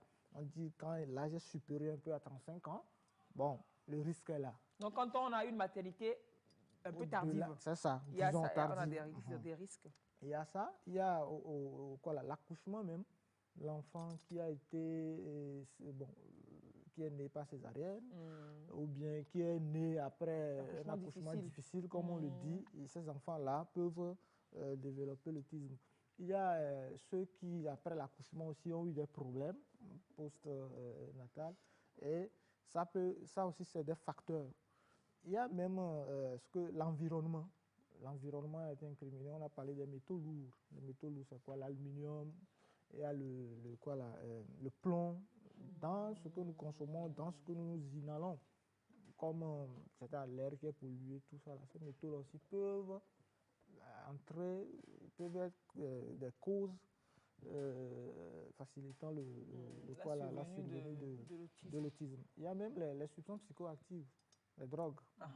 Quand la femme enceinte consomme, ou bien même le géniteur, le monsieur. Qui consomme, qui prend des drogues. Est-ce qu'il y a des traitements sous lesquels quelqu'un, si la personne est sous un traitement, et si c'est peut-être un homme, il est sous un traitement, et puis il met la femme enceinte, ça peut agir aussi peut-être? Oui, en fait, il y a cette relation du vaccin antitétanique qui est mis en relation de cause avec l'autisme. Que quoi? Le vaccin anti-rougeoleux, le BCG qu'on nous met là. Voilà, on a vu que le BCG, les études ont montré que le BCG peut aussi entraîner ça. C'est des choses à prendre avec aussi beaucoup de... Il y a aussi la présence des hormones masculines dans le liquide amniotique de la femme. Ça passe où pour aller là-bas? Exactement. Il y a des femmes qui sont hommes, qui sécrètent beaucoup d'hormones féminines, le testostérone. Il y a des femmes qui sécrètent masculines. Et les femmes, mais au cours de la grossesse, ces hormones... Elle a sécrété beaucoup d'hormones masculines. Parce que des barbes, la pilosité. Parce que la prévalence, l'homme est plus prédisposé à être autiste que les femmes. Pour une fois que la nature peut être juste. 5 hommes, bon, quand même 5 fois plus.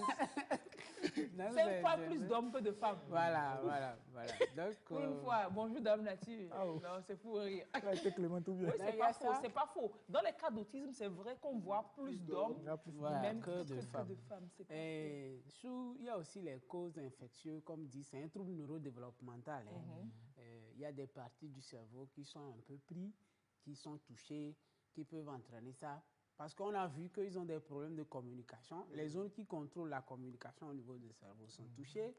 Le raisonnement est touché au niveau du raisonnement, parce qu'ils ne raisonnent pas comme nous. Donc, c'est-à-dire que si vous faites une infection ou des infections au cours de la grossesse, tout à fait. Ça peut induire à ça. Et voilà, il a parlé du cervelet, qui est plus un volume. Au niveau des autistes, on voit le volume qui est plus gros que chez les personnes typiques que nous.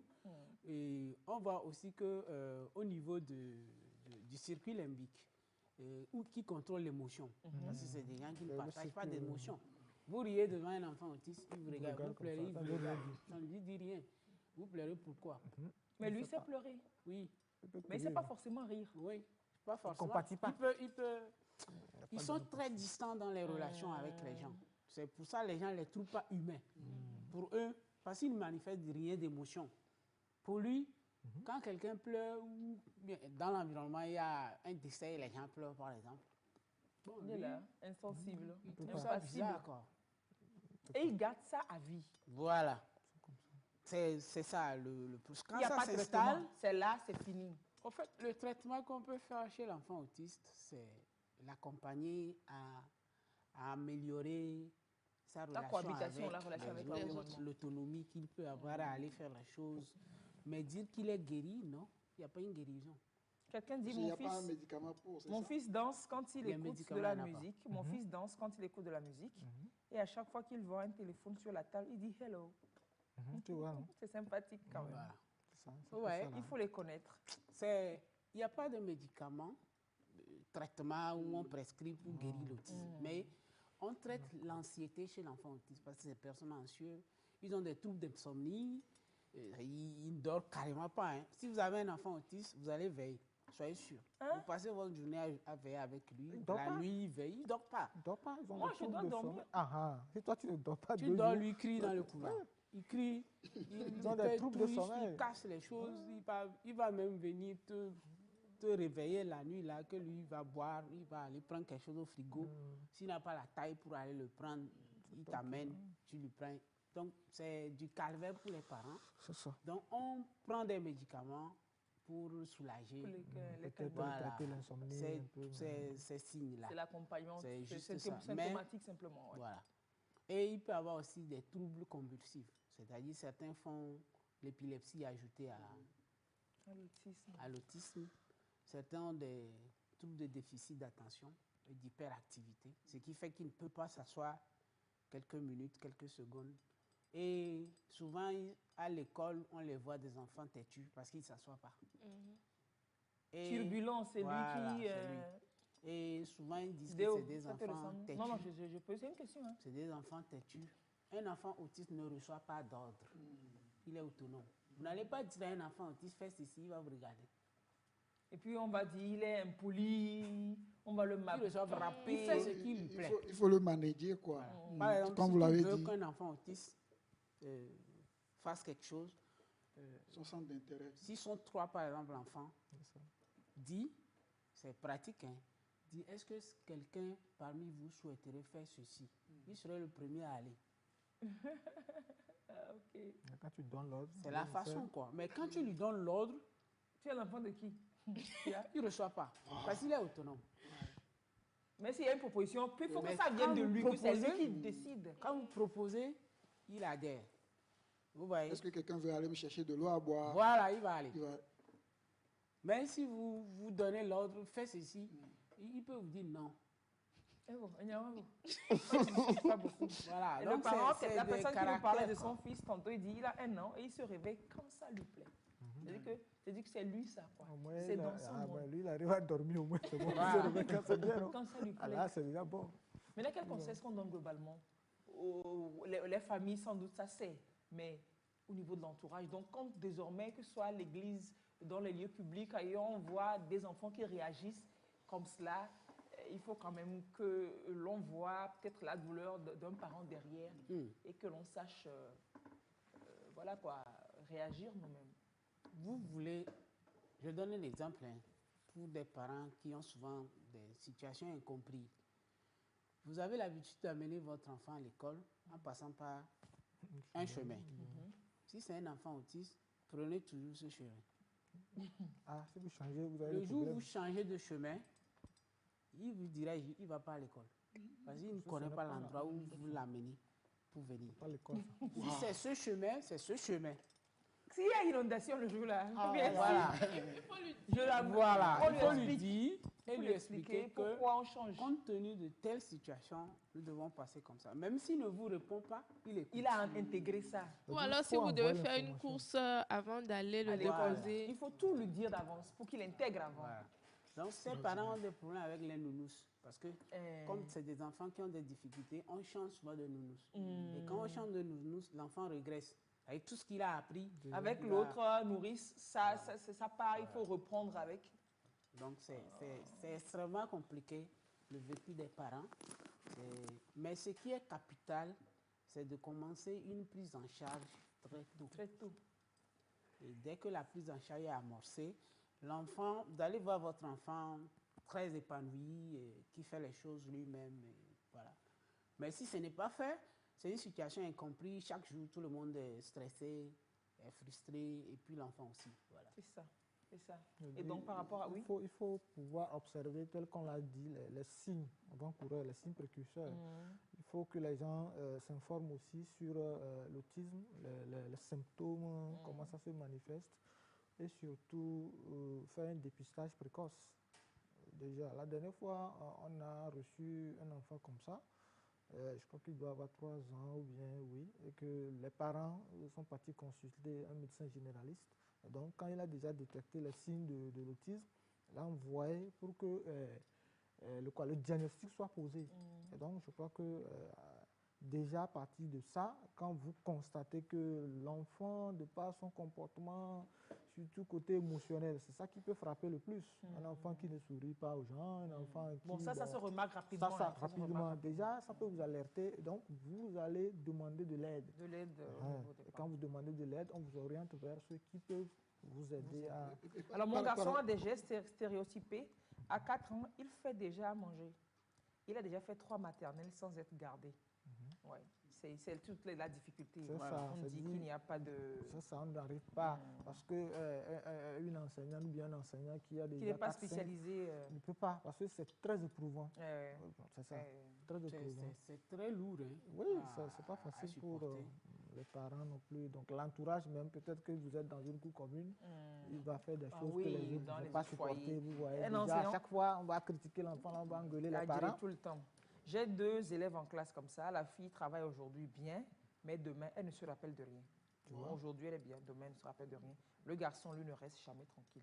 Normalement, c'est, comme vous dites, il faut de l'accompagnement spécialisé. Mais comme on n'en a pas beaucoup ici, on est là.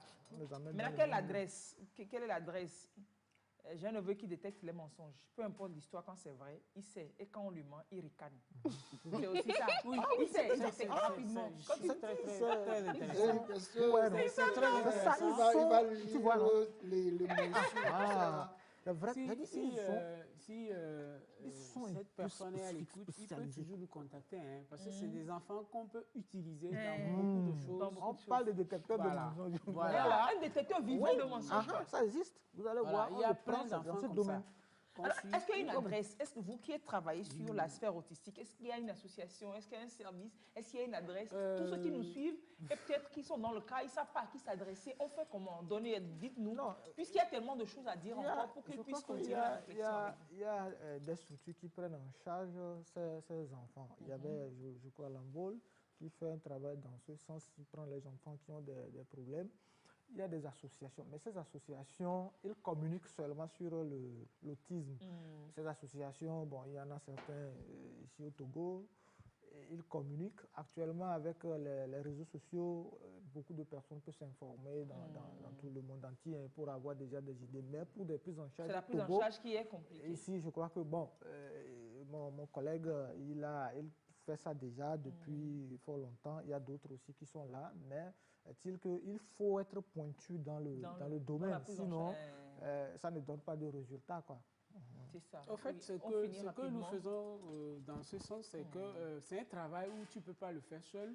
Tu es obligé de former les gens, surtout les AVS, si c'est pour accompagner l'enfant à l'école, et nous, on fait le suivi. Donc, par rapport au monsieur qui a écrit qu'il a un enfant qui détecte les mensonges. Et puis, il y a un qui travaille bien le lendemain, oublie. Ça dépend de la continuité du travail qu'on fait avec lui. Je l'ai déjà dit, les enfants autistes sont dans ce qu'ils aiment bien faire. Si l'enfant a bien réussi ça veut dire que demain matin, il faut continuer dans la même logique. Il faut pas, quand vous changez, c'est parce que l'enfant est dans un système ordinaire et que quand elle fait, demain, on repasse pour d'autres choses. Alors que ça ne devait pas être ça. Elle fait ce qui est calé, c'est qu'elle fait bien et c'est ce qu'on fait. Maintenant, si d'autres activités viennent et que l'enfant n'est pas intéressé, on le laisse sortir pour aller jouer dehors. Ok. On ne va pas le mettre dans le même circuit. Vous faites ça, il ne peut pas. Il se perd. Il a son centre d'intérêt. Voilà. Et puis, un enfant autiste doit avoir une position clé dans la salle. On ne met pas un enfant autiste aux fenêtres. À la fenêtre. Il est distrait par les bruits de dehors. Tous les bruits. Tout ce qui passe, lui va regarder. Parce que c'est quelqu'un qui ne s'assoit pas bien. Donc, sur le balcon, quelqu'un qui passe, il tourne. Le temps là, il y a d'autres choses qui passent ici. Donc, on le met centré dans la classe. Centré, effectivement, dans la classe, au beau milieu de la salle, où il y a d'autres personnes qui peuvent le contrôler. Voilà. Sans ça, vous le mettez devant, derrière, ou bien à l'extrémité, ça ne passe pas.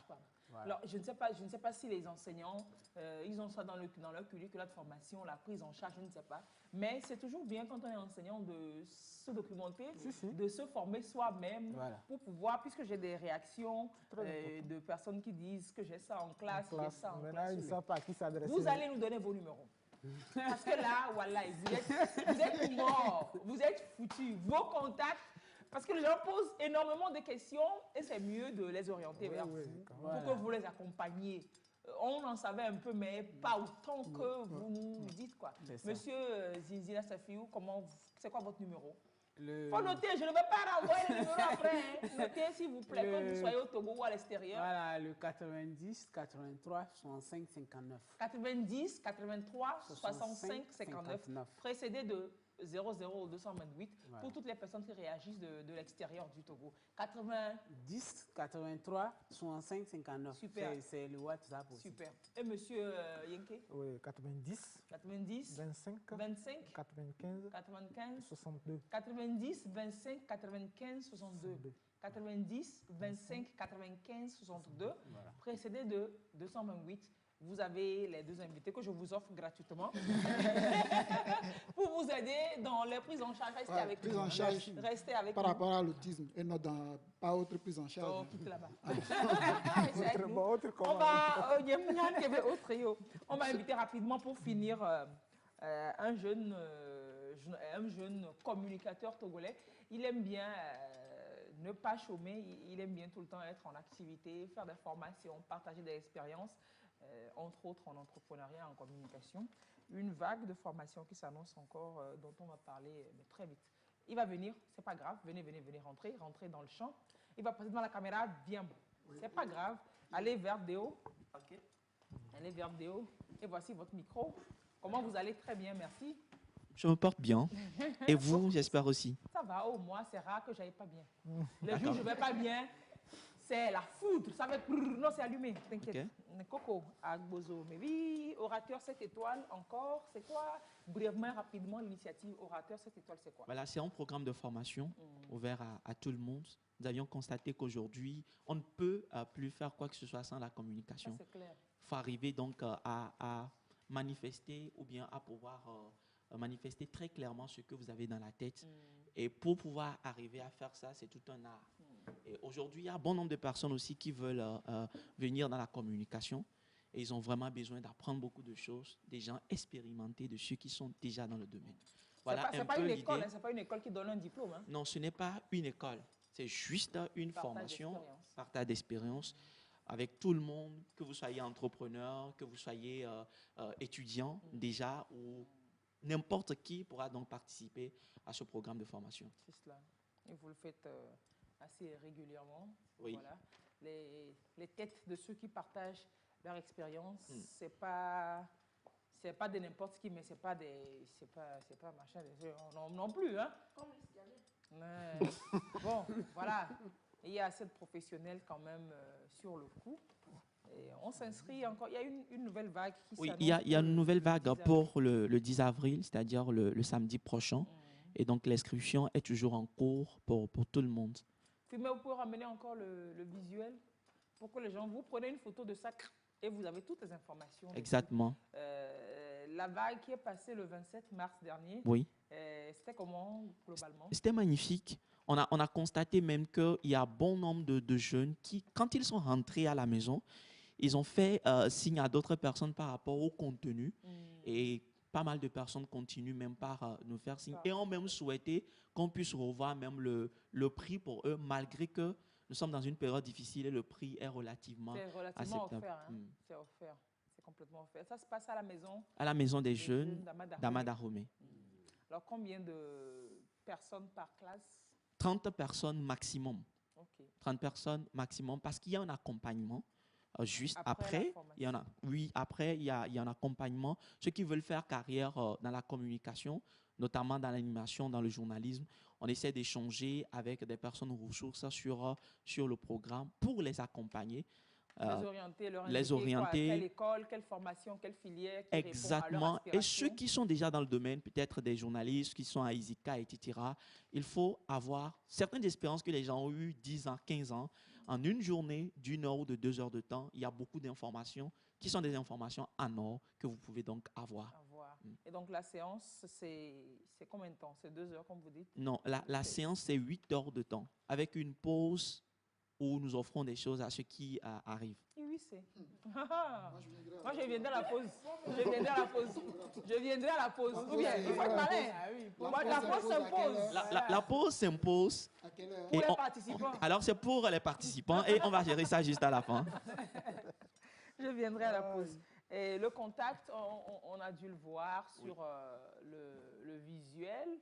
Mais sinon, vous nous le rappelez encore? Le 99 29 88 59. 99 29 88 59 pour s'inscrire. Et comme c'est 30 personnes maximum et que nous avons moins d'une semaine, exactement. Bon, autant s'inscrire pour avoir sa place garantie. Et c'est sans doute dans le respect des mesures barrières. Dans le strict respect des mesures barrières. La salle, j'imagine quand même que la salle de... C'est une très grande salle. Une très, très grande salle. Et je vais juste ajouter un mot. On a remarqué aussi que beaucoup de personnes, quand on parle de la communication, on pense que c'est seulement ceux qui veulent faire carrière dans la communication. Alors qu'aujourd'hui, tous les mécanismes, ils ont fait des sondages, ils ont prouvé que les jeunes et des personnes qui viennent avec des projets, la plupart du temps, n'arrivent pas à pouvoir convaincre ou à défendre leur projet. Ils ne savent pas comment exprimer leur fond, parler de leur projet. Et tout ça, là, ça s'apprend. On a remarqué aussi qu'il y a beaucoup de jeunes dans les foyers, même des responsables aujourd'hui, qui ont du mal à parler avec leur famille, à communiquer avec leurs enfants. Vous allez voir même une grande personnalité qui a du mal, ou bien une personne ressource que l'on peut dire qui a du mal même à parler avec une femme. Ça voudrait dire en réalité que cette personne... Ça ne peut pas draguer, ça ne peut pas tchatcher. Oui, on peut le dire. Pas forcément comme Coco peut le faire. Donc, voilà, la technologie, il n'y a pas ça, il n'y a pas le bagou. Voilà, donc il faut fondamentalement...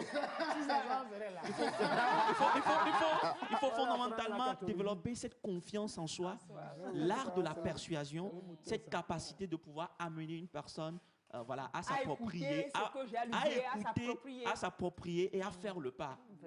Il faut avoir le goût du bagou. Exactement.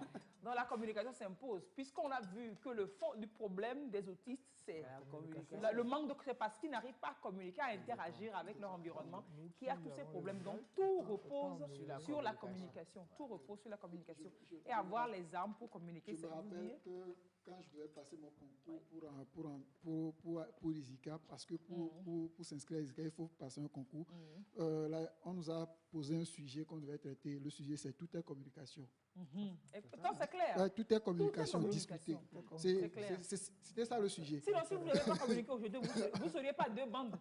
Je l'ai eu. C'est ça, super. Alors, il y a des stages aussi qui sont offerts, des stages qui sont offerts aux 5 premiers parce qu'il y aura un test d'évaluation à la fin pour pouvoir évaluer la capacité d'acquisition des informations ou des enseignements qui ont été donnés. À part l'accompagnement qui est offert à tout le monde, il y a donc ce stage aussi qui est offert et des attestations surtout que vous pouvez faire valoir.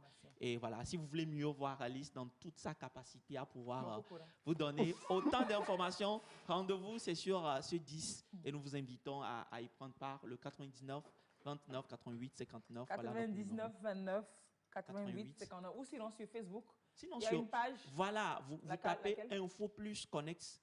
Info Plus Connect. Voilà, juste comme ça, en lettres, tout écrit en lettres.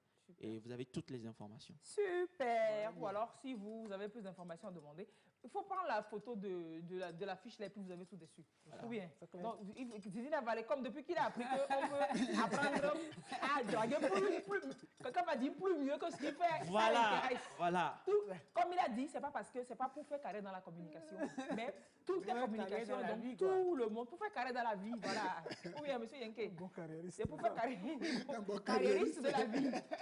Merci beaucoup, merci d'avoir été là, merci tous d'avoir été là. Vous d'avoir donné toutes ces belles informations et surtout vos contacts pour les personnes qui seraient en besoin. J'ai pris mon téléphone pour voir si quelqu'un me dit de redonner le numéro, je ne donne pas.